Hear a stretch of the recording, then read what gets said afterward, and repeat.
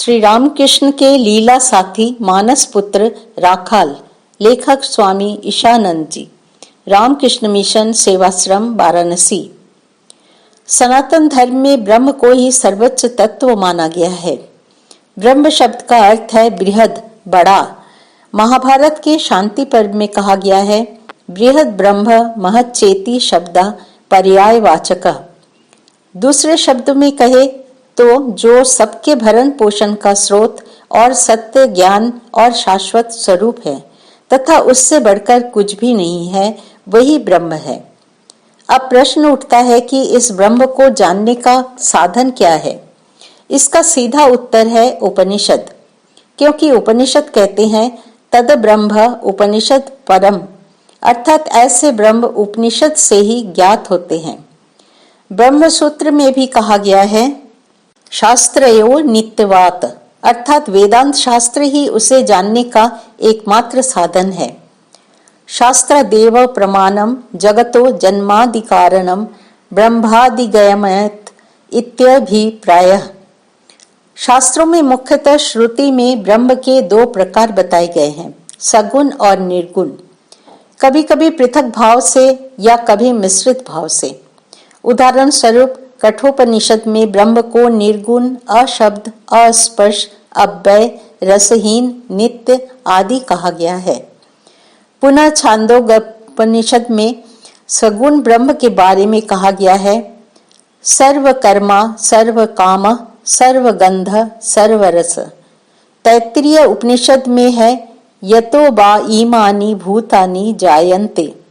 इस मंत्र में ब्रह्म को जगत कारण के रूप में चिन्हित किया गया है। अब जो पूर्ण है, आप्तकाम है, आत्मा राम है, जिसकी कोई कमी, आवश्यकता और इच्छा नहीं है, वह ब्रह्म के रूप में सृजन में क्यों लगे हुए हैं?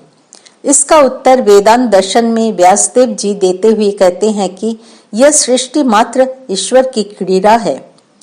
लोकवत्तु लीला कैवल्यम, और इस लीला रूपी क्रीड़ा को खेलने के लिए उन्हें साथी की आवश्यकता होती है। एक अद्वितीय होने से क्रीड़ा नहीं होती। इसलिए उपनिषद में कहा गया है, तस्मात् एकाकी न रमते। अकेलापन अच्छा नहीं लगता, इसलिए द्वितीयम यच्छत, द्वितीय होने की इच्छा की, बहु होने की इच्छा।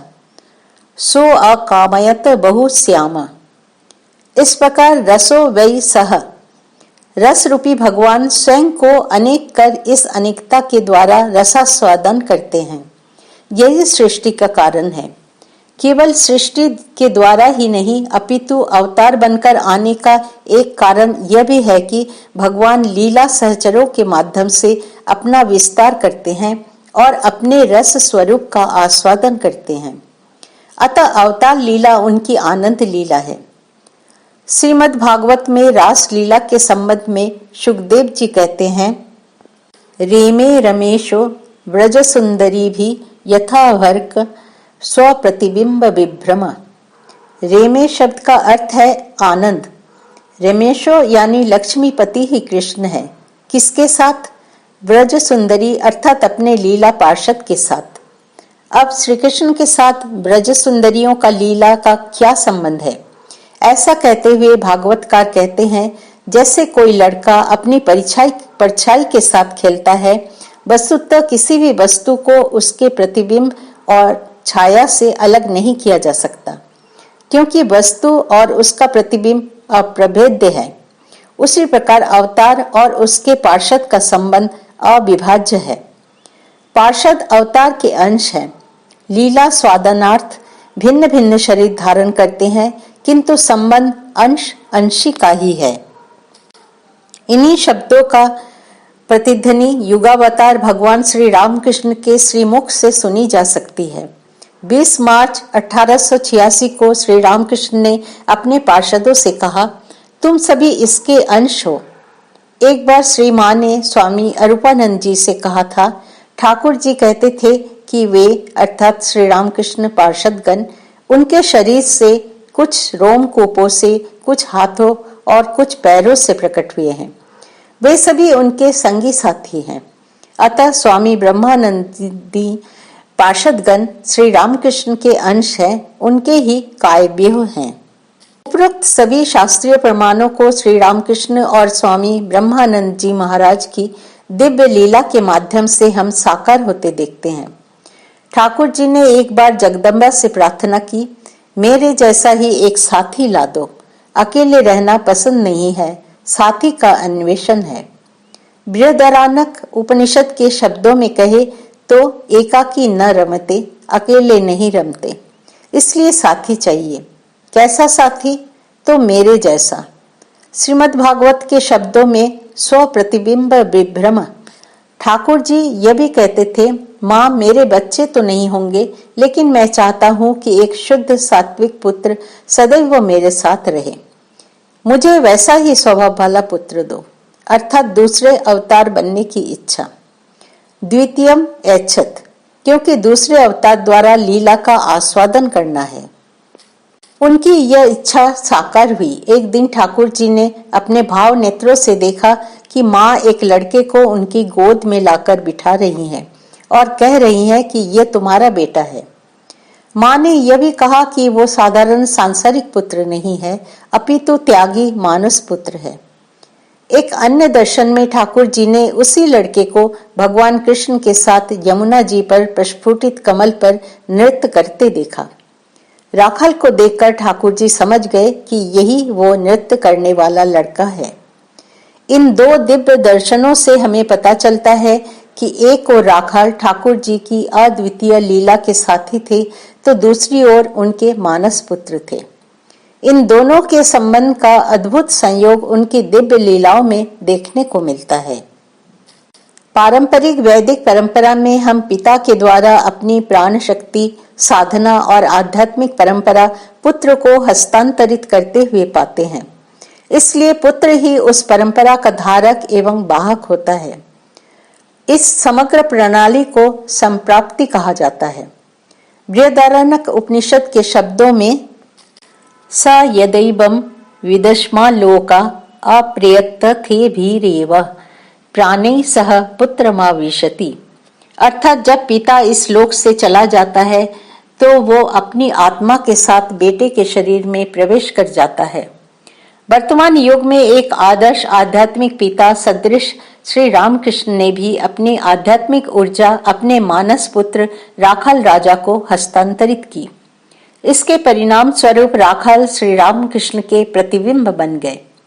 राखाल के चरित्र के माध्यम से श्री रामकृष्ण पुनः मूर्त हो उठे। इन दोनों पात्रों में एक अद्भुत समानता देखी जा सकती है। ईश्वर तन्मयता श्री रामकृष्ण के जीवन का मुख्य लक्ष्य था, जो उनके मानस पुत्र के चरित्र में पूर्णतः साकार हुआ। राजा महाराज का मन भी नाम रूप की भूमि में इतने ऊपर चला जाता था कि वो कई बार अपने नाम का हस्ताक्षर भी नहीं कर पाते थे।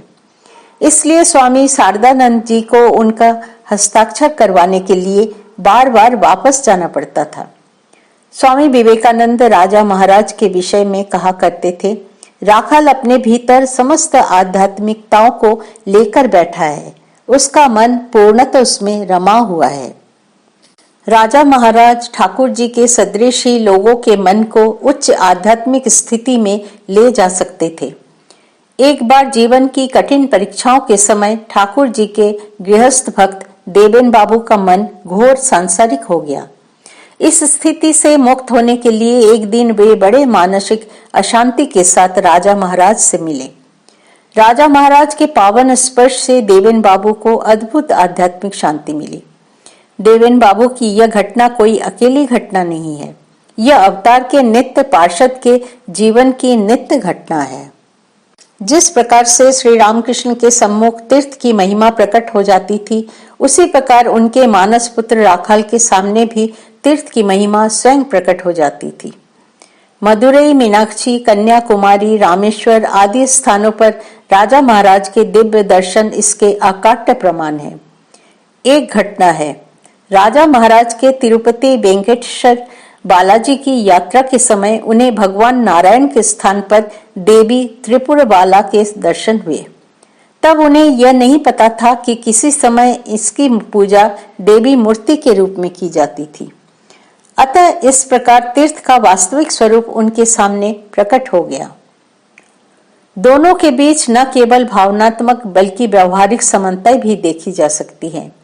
इसलिए स्वामी शारदानंद जी कहते थे कि ठाकुर जी की परमहंस अवस्था की गति को हम में से केवल महाराज ही देख सकते हैं। एक बार स्वामी विश्वानंद को श्री मां ने कहा था, ध्यान से राजा महाराज के चाल चलन को देखो, तभी तुम ठाकुर जी कैसे थे इसकी धारणा कर सकते हो। यह केवल दृष्टिकोण और शिष्टाचार में समानता नहीं है, अपितु कई लोग राजा महाराज में श्री रामकृष्ण को देखते हैं या उनकी प्रत्यक्ष उपस्थिति का अनुभव करते हैं। एक बार महाराज मठ में पीछे होकर खड़े थे, तब ठाकुर के भक्त और श्री मां की एक अंतरंग पार्षद योगिन मां को महाराज में ठाकुर जी के दर्शन हुए।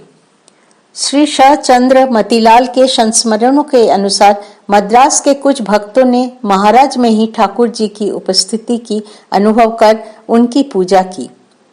राजा महाराज ने समाधिस्थ हो उनकी पूजा ग्रहण की। स्वामी शिवानंद जी कहते थे, महाराज ठाकुर जी के पुत्र हैं। जब आपको उनका आशीर्वाद मिलेगा तो आपको लगेगा कि आपको ठाकुर जी का ही आशीर्वाद मिला है।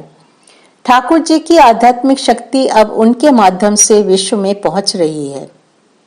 इस प्रकार हमने देखा कि श्री रामकृष्ण की अवतार लीला में स्वामी ब्रह्मानंद जी राखाल महाराज श्री रामकृष्ण के अस्तित्व के पूर्ण प्रतिबिंब बन गए हैं।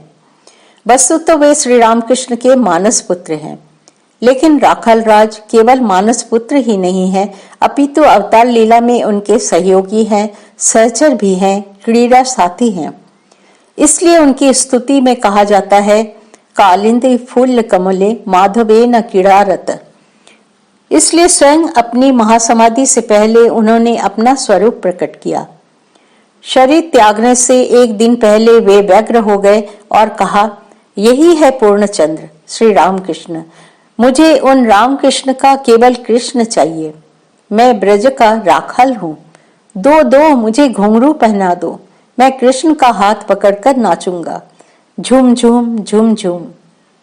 श्री महाराज के मुख से पुनः रामकृष्ण की उक्ति सुनकर सभी आश्चर्यचकित हो गए, मानो यह उक्ति श्री रामकृष्ण के नहीं अपितु उनके मानस पुत्र के द्वारा स्वधाम गमन के पूर्व जगत में अपने स्वरूप को प्रकट कर देना था। अवतार की नित्य लीला उनके शरीर छोड़ने के बाद भी उनकी भागवती तनु को आश्रय लेकर चलती रहती है।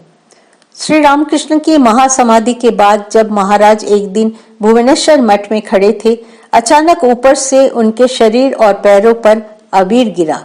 छत पर कोई नहीं था। बाद में पता चला कि होली का दिन था, इसलिए तो भगवान ने एक अदृश्य पुरुष से अपने नित्य पार्षद के साथ अबीर का खेल खेला। एक लड़की अपने पति की मृत्यु के बाद 1 वर्ष तक ईश्वर से मार्गदर्शन की याचना करती रही। अंत में ठाकुर जी ने उसे सोते समय बाग बाजार में अपने मानस पुत्र राखाल के पास जाने का आदेश दिया।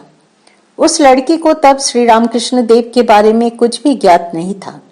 बाद में वो अपनी मां की सहायता से पहले शरत महाराज के पास और बाद में उनके निर्देश पर राजा महाराज के पास गई और सब कुछ बताया।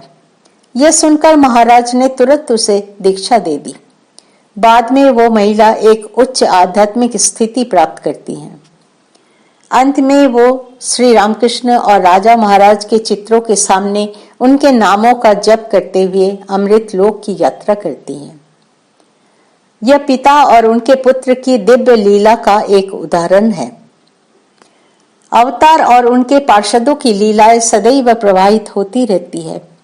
राजा महाराज की समाधि के बाद सन 1942 में ब्राजील के एक शहर में इंडो डी सिल्वा नामक एक सज्जन को कई बार राजा महाराज के दिव्य दर्शन हुए। हालांकि इस दर्शन से पहले उन्हें राजा महाराज और श्री रामकृष्ण के बारे में कुछ भी पता नहीं था। राजा महाराज के आदेश पर उन्होंने अपनी नौकरी छोड़ दी और बच्चों के लिए एक आश्रम बनाया, जिसके माध्यम से ब्राजील में रामकृष्ण भाव आंदोलन का प्रारंभ हुआ। अतः नित्य लीला आज भी जारी है। इस लीला का दर्शन शुद्ध सात्विक भक्तों को ही होता है। चाहिए केवल वो दृष्टि और पवित्र श्रवण। तभी तो एक वैष्णव संत कवि कहते हैं, अभी भी वैसे ही लीला करते हरि गौर सुंदर, कोई भगवान ही करते उनके दर्शन मनोहर। जय ब्रह्मानंद जी की जय।